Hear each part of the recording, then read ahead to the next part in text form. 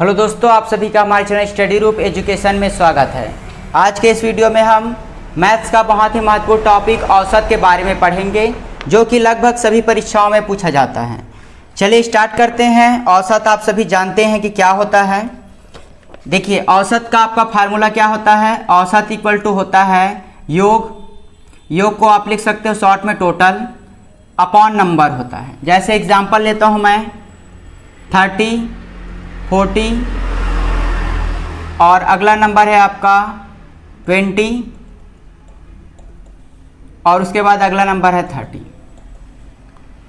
इसका आपको एवरेज बताना है कि इसका एवरेज क्या होगा। तो एवरेज करने के लिए क्या करना है आपको, एवरेज इक्वल टू होगा टी का मतलब होता है टोटल, तो इन सभी को आपको जोड़ देना है और इसे आपको भाग करना है नंबर से, मतलब ये कितनी संख्या है 1 2 3 4, ये 4 है इसलिए आप नीचे में 4 लिखोगे। अब इसको आप जोड़ोगे तो ये हो गया आपका 70, 90 और ये हो गया आपका 120। इसको 4 से जब आप भाग करोगे तो आपको मिलेगा 30। तो इन संख्याओं का आपका औसत मिला 30। औसत मतलब होता है बीच का अंक। अगर आप सबको जोड़ दोगे उसके बीच का अंक अगर आप निकालोगे 4 से भाग देकर तो आपको औसत मिल जाएगा। तो चलिए इस पर आधारित हम प्रश्न देखते हैं कि परीक्षा में किस तरह के प्रश्न पूछे जाते हैं। ये आपका पहला प्रश्न दिया गया है, रमेश के हिंदी, अंग्रेजी और गणित में प्राप्तांक 53, 47 और 74 हैं, प्राप्त हुआ ये आपको ज्ञात करना है। तो सबसे पहले अगर आप हिंदी का देखोगे तो हिंदी में उसे 53 अंक प्राप्त हुए। अगर आप इंग्लिश का देखोगे तो इंग्लिश में उसे 47 मिले और वहीं अगर आप मैथ्स में देखोगे तो मैथ्स में आपको प्राप्त हुए 74। ये सब बेसिक चीज़ें हैं, स्टार्ट की हैं तैयारी करना, उनके लिए ये सारी चीज़ों को समझना ज़रूरी है। इसके बाद आगे हम एडवांस लेवल के जितने भी प्रश्न हैं उन सभी को सॉल्व करेंगे। तो इसका औसत निकालने के लिए जैसा मैंने बताया कि औसत इक्वल टू होता है टोटल, ऊपर में आपको तीनों को ऐड कर देना है और डिवाइड करना है आपको 1 2 3 नंबर है इसलिए 3 से डिवाइड करना है। तो इसे अब अगर आप ऐड करोगे तो ये हो जाएगा आपका 14, 1 कैरी 8, 12 और ये हो गया 17 अपॉन 3, इतना आया आपका। इसको डिवाइड करोगे तो आपका आएगा 5 × 24, 58। तो इसका एवरेज आ गया आपका 58। तो इस प्रकार ये जो बेसिक क्वेश्चन है इसको आपको सॉल्व करना सीखना है। इसके बाद हम अगला क्वेश्चन देखते हैं। इसके बाद अगला आपका क्वेश्चन है, एक चरवाहे ने 12 भेड़ और 8 बकरियां कुल 18,600 रुपये में खरीदी। यदि एक भेड़ का औसत मूल्य 1,260 रुपये है तो बकरी का औसत मूल्य ज्ञात करना है आपको। यहाँ पर देखिए, भेड़ के लिए मैं एस लिख रहा हूँ, एस मतलब सीप, और बकरी के लिए जी मतलब गोट। तो यहाँ पर आपका 12 भेड़ हैं और 8 बकरियाँ हैं। इनका जो कुल मूल्य है इन दोनों को खरीदने का वह है 18,600।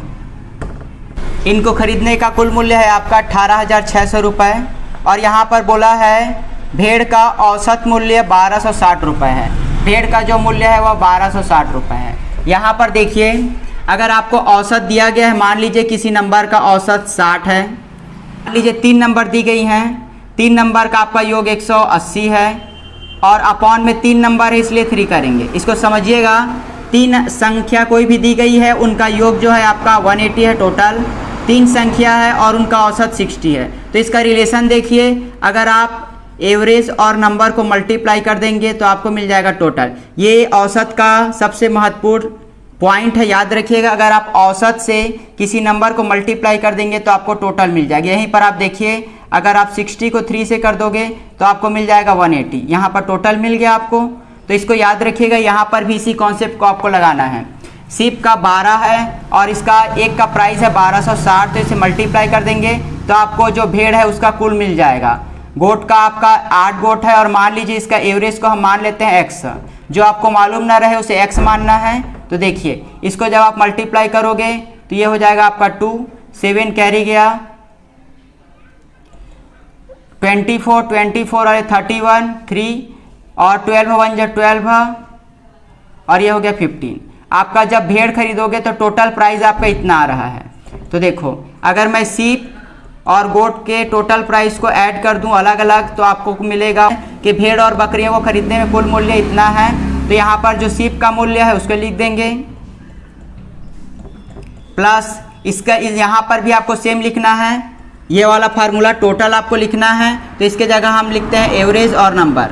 एवरेज हमें नहीं पता तो हम x ले लेते हैं और नंबर है आपका 8 इक्वल टू आपका आएगा 8600। इसे आप सॉल्व करोगे तो ये हो जाएगा आपका 8 इंटू एक्स इक्वल टू, ये जो है उस साइड जाएगा तो माइनस हो जाएगा, तो 800 ये हो गया आपका 18,600 और ये 15,120। इसको देखिए यहाँ पर जब आप इसे माइनस करोगे तो यहाँ पर आपको मिलेगा 0, यहाँ पर मिलेगा 8, ये मिलेगा आपका, यहाँ पर कैरी दिया था तो ये 5 था, तो यहाँ मिलेगा आपका 4 और ये हो गया 3। तो आपको मिला 3480 इक्वल टू आपका है x इंटू 8। अब आपको x का वैल्यू फाइंड करना है तो यहाँ पर लिख देना है 3480 अपॉन 8। इसे कट कर देंगे तो 8 4 होता है 32, पिज़्ज़ा होता है आपका 24 और 8 5। तो आपका आंसर कितना आया 435। एक बकरी का जो औसत मूल्य है वो 438 है, 435 है, यही आपको पूछा गया था। अगला प्रश्न बहुत ही आसान है, अगर आप समझ गए होगे तो आप इसे आसानी से बना सकते हो। ये थर्ड क्वेश्चन दिया गया है, एक कक्ष में 32 छात्रों का औसत भार 40.5 किलोग्राम है। 32 छात्र हैं, उनका औसत आपका दिया गया है 40.5 किलोग्राम। यदि अध्यापक के भार को सम्मिलित कर दिया जाए तो उनका औसत भार में 500 ग्राम की वृद्धि हो जाती है। अध्यापक का भार ज्ञात कीजिए। देखिए अगर हम अध्यापक को इसमें शामिल कर देंगे तो अध्यापक को शामिल करने से संख्या कितनी हो जाएगी 33। एक अध्यापक शामिल होगा तो संख्या हो गई 33 और औसत भार में आपका 500 ग्राम। 500 ग्राम को आप जानते हो कि ये आधा किलो के बराबर होता है, तो अगर इसमें आप आधा किलो ऐड कर दोगे तो ये हो जाएगा आपका 41। इस चीज़ को अगर आप समझ गए होंगे 500 ग्राम बढ़ता है मतलब आधा किलो बढ़ता है, तो आधा किलो ये बढ़ गया। औसत आपका ये औसत ही है, ठीक है। प्रश्न ने बोला है औसत भार में 500 किलोग्राम की वृद्धि हो जाती है, तो ये 2 बन गया। अब आपको पूछा है अध्यापक का भार कितना है, तो इस चीज़ को ध्यान से देखिएगा। सबसे पहले 32 छात्र थे, 32 छात्र का हम कुल निकाल लिए, इससे आपका कुल निकल गया टोटल, प्लस एक अध्यापक इसमें शामिल हो गया, ठीक है। एक अध्यापक जिसका पूरा भार आपको ये है 100 पूरा भार। अगर इन दोनों का जोड़ दोगे तो आपको जितने भी हैं टोटल है आपका 33 टोटल हो गए और उनका औसत भार है 41। ये जो है टोटल 33 का भार है, ये जो है 32 का भार है और ये जो अध्यापक उसमें शामिल हुए, इन्हीं के शामिल होने के कारण जो संख्या थी वो 33 हो गई। तो इस इक्वेशन को आप सॉल्व करोगे तो आपको आंसर मिल जाएगा। देखिए इसे मल्टीप्लाई करते हैं, पहले हम लिखते हैं 452 मल्टीप्लाई 32, यहाँ पर हो गया 0 1 8, ये हो गया आपका 15 1 12। तो आपको मिलेगा यहाँ 0 6 9 2 1। ये आपको मिला 32 छात्रों का औसत भार।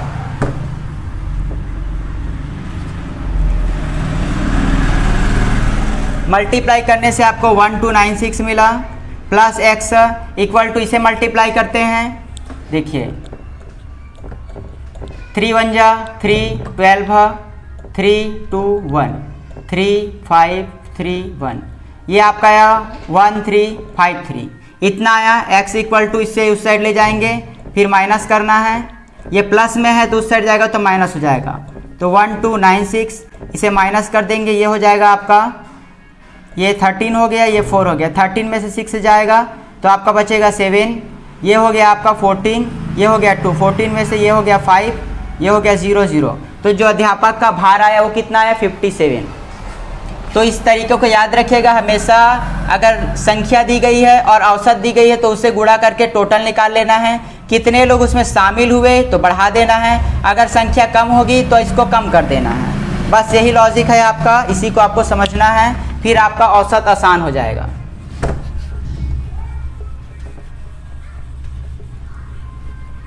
चलिए अगला प्रश्न आप देख सकते हैं। अगला प्रश्न दिया गया है, एक नाव के 10 नाविकों का औसत भार 58 किलोग्राम है। एक नाव है जिसमें 10 नाविक हैं और उनका औसत भार भी आपको दिया गया है। देखिए 10 नाविक हैं उनका औसत भार है आपका 58। इस प्रकार आपको लिखना है एग्ज़ाम में। एक नाविक के स्थान पर एक नया व्यक्ति आ जाता है जिससे उसके भार में 1.2 किलोग्राम की वृद्धि हो जाती है। औसत भार में एक नया नाविक आएगा तो उस नाविक की संख्या कितनी हो गई 11, और इसका भार कितना हो जाएगा 58 में 1.2 जोड़ देना है तो आपका हो जाएगा 59.2। आपको बताना है नाविक का भार ज्ञात कीजिए। जैसा पिछला क्वेश्चन बनाए थे वैसा ही है। सबसे पहले इसको गुणा कर देंगे तो हमें टोटल मिल जाएगा कि 10 नाविक का भार कितना है, तो ये हो गया 580। एक्स जो है वो नया नाविक आया है उसके बाद वो है, और जब आप इसे 59.2 को 11 से मल्टीप्लाई करेंगे तो ये हो जाएगा टोटल 11 लोग का। 11 लोग का औसत यहाँ पर हम निकाले, इसे गुणा करेंगे तो 11 लोग का भार मिल जाएगा। 11 दूनी हो गया 22, 2 आपका हासिल आए 99, 101 का 1 यहाँ होगा, 10 हासिल गया 55, और 55 10 होता है 65। ये आपको मिला, और इसमें डेसिमल लगा देना है आपको। 1 पॉइंट में डेसिमल है तो 1 पॉइंट में डेसिमल लगा दिए। यहाँ पर है आपका 580 प्लस x इक्वल टू 551.2, इसे घटाना है आपको 580.02 हो गया। यहाँ पर है 1, और ये हो गया आपका 65 में आपका 58 जाएगा तो 1। तो जो नया नाविक आया उसका वजन कितना था 71.2 kg। अगला हम पांचवा क्वेश्चन देखते हैं। पांचवा क्वेश्चन आप देख सकते हो स्क्रीन पे। प्रश्न दिया गया है 11 परिणामों का औसत 60 है। इसको आपको इसी तरह लिखना है शॉर्ट में, ताकि आप जल्दी से सॉल्व कर सको। अगर आप इसको बार बार प्रैक्टिस करोगे तो आपको केवल कुछ मिनट में ही ये आप आसानी से सॉल्व कर सकते हो। जैसे देखो अगला क्वेश्चन दिया गया है आपका 11 परिणामों का औसत 60 है। यहाँ पे लिख देना है 11 परिणाम है जिसका औसत 60 है। प्रथम 6 परिणामों का औसत 59 है। अगर आप देखोगे प्रथम 6 परिणामों का औसत 59 है, और अंतिम 6 परिणामों का औसत 62 है। अंतिम 6 परिणामों का औसत 62 है। आपको बताना है छठा परिणाम क्या है। इस प्रकार के प्रश्नों को सॉल्व करने के लिए देखिए, अगर आप इन पहले 6 और अंतिम 6 को जोड़ देंगे तो आपको 12 का टोटल मिल जाएगा। 11 का आपको दिया गया है, अगर 12 में से 11 को घटा दोगे तो आपको जो छठवां स्थान है वो मिल जाएगा। देखिए ये जो है आपका 660 हो जाएगा। ये टोटल 11 का है। अगर पहले 6 का देखें तो पहले 6 का अगर आप गुणा करोगे तो ये हो जाएगा आपका 5 कैरी 3 35, प्लस इसे करेंगे तो 6 2 12 137। इसे जोड़ देंगे तो ये हो जाएगा आपका 6 12 1 कैरी 7। तो ये आया आपका 12 का, और ये आया आपका 11 का। इसको माइनस कर दो, ये हो गया आपका 6, ये हो गया आपका 6 66। तो जो छठा स्थान था वो आपका परिणाम था 66। ये आपका आसान तरीका है, आप शॉर्ट में बना सकते हो। इस प्रकार के प्रश्नों को आपको याद रखना पड़ेगा कि आपको इसे कैसे सॉल्व करना है। औसत के जो प्रमुख प्रश्न थे उसे आपने सॉल्व कर लिया है। अगला अगर कोई लॉजिक आता है तो वो आएगा आपका वजन कम होने वाला। देखिए अगला देखते हैं हम। अगला प्रश्न आपके स्क्रीन पर है। आप देख सकते हैं कि 7 वर्ष पूर्व शादी के समय एक व्यक्ति और उसकी पत्नी, यहाँ पर हस्बैंड वाइफ हैं, उनकी जो औसत आयु थी 25 साल थी 7 वर्ष पहले। 7 वर्ष पूर्व, तो वर्तमान में अगर आप निकालना चाहो तो इसमें 7 जोड़ दोगे तो आपको मिल जाएगा 32। अगर पूर्व बोले तो आपको ऐड करना है, और पूर्व स्थिति में जाना हो तो माइनस करना है। अगला बोला है पति पत्नी और बच्चे की औसत आयु। देखिए यहाँ पर अभी हस्बैंड वाइफ और उनका एक बच्चा है चाइल्ड, उनका आपका एवरेज आ गया 22। अभी 3 सदस्य हैं, ठीक है, पहले 2 सदस्य थे। 2 सदस्यों का अगर आप औसत निकालोगे तो आपको मिलेगा 2 से गुणा करना पड़ेगा, तो ये हो जाएगा आपका 64। वही है 3 सदस्य हैं, 3 सदस्यों का औसत 22 दिया है, 3 से गुणा करेंगे तो ये हो गया आपका 66। तो आपसे पूछा है कि बच्चे की आयु कितनी, से घटा देंगे तो यहाँ पर एक एक्स्ट्रा जो है वो बच्चा है, तो इसकी आयु आएगी आपका 2 वर्ष। तो इस प्रकार आप एक ही लाइन में इसे सॉल्व कर सकते हैं।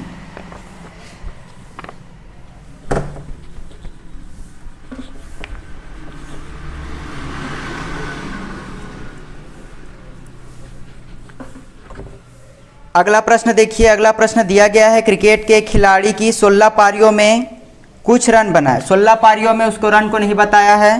17 पारी में वह 17वीं पारी में वह बनाता है 87 रन। आपसे पूछा है और इसके कारण जो उसका औसत रन था उसमें 3 रन की वृद्धि हो जाती है। 17वीं पारी के बाद खिलाड़ी का औसत रन संख्या कितनी है, ये आपको बताना है। देखिए 17वीं पारी में वो 87 रन बनाया और इस 87 रन की वजह से उसका जो एवरेज पहले x था वो जो है 3 रन से बढ़ गया। पहले कोई भी संख्या थी उसका औसत कितना बढ़ गया, 3 रन। बस इसको आपको सॉल्व करना है कि 17वीं पारी के बाद उसका औसत रन कितना होगा। तो देखिए ये जो है आपका x + 3 तो आपका आएगा टोटल 17वें के बाद, ठीक है। 16 का आपको पहले लिखना है। देखिए सबसे पहले हम 16 का लिखते हैं। यहाँ पर आपका 16 का केवल x था, x हम माने थे। 16 पारी में इसका औसत कितना है, x। 17वीं पारी में वो 87 रन बनाया। 87 रन बनाने की वजह से टोटल उसका 17 पारी में उसका रन का जो पहले औसत 16 था, पहले औसत कुछ x था, वो बढ़ गया आपका x + 3। याद रखिएगा इस इक्वेशन को आपको सॉल्व करना है, फिर आपका आंसर आ जाएगा। पहले 16 पारी में उसका औसत हम मान लेंगे x था, क्योंकि इसमें पता नहीं है हमको। 17वीं पारी में वो 87 रन बनाया 17वीं पारी में, और 16वीं पारी का टोटल रन को अगर आप जोड़ दोगे तो आपको 17वीं पारी का टोटल मिल जाएगा। तो 17वीं पारी में उसका जो औसत है वो x + 3 हो जाता है। तो देखिए इसे आप सॉल्व करेंगे, ये हो गया आपका 16x + 87, ये हो जाएगा आपका 17x, ये हो गया आपका 51। इसे आप उस साइड ले जाओगे और उसे इस साइड ले जाओगे तो ये हो गया 87 - 51 = 17x - 16x। इससे माइनस करोगे तो ये हो गया आपका 6 और ये हो गया 3, 36 तो x। तो आपका x का वैल्यू कितना है, 36। मतलब उसका जो औसत है वह कितना हो जाएगा। तो 17वीं पारी के बाद बोल रहे हैं, तो 17वीं पारी के बाद उसका जो औसत हो जाएगा वो हो जाएगा 39। यहाँ पर 17वीं पारी में दिया गया है तो उसका औसत यहाँ पर x + 3 लेना है, तो आपका जो फाइनल आंसर आएगा वो आएगा 39। तो आज के लिए बस इतना ही। अगले वीडियो में हम इसी को आगे सॉल्व करेंगे। अगर ऐसे ही और वीडियो पाना चाहते हैं तो हमारे चैनल को अभी सब्सक्राइब कर लीजिए।